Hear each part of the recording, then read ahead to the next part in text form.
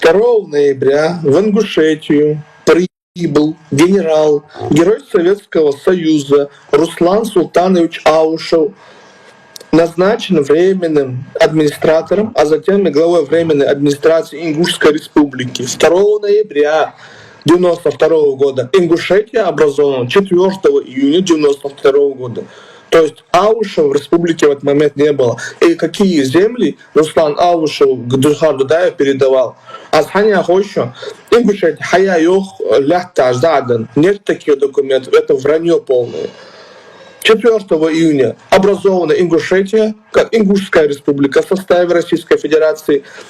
Аушев в Ингушетию прибыл только 2 ноября 1992 года и назначен временным исполняющим обязанности администрации Ингушетии, временный администратор Хануз, и назначен потом главой временной администрации 28 ноября.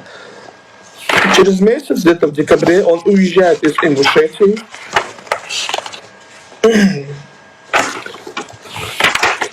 Через месяц он уезжает из Ингушетии, об этом он говорит в своей книге.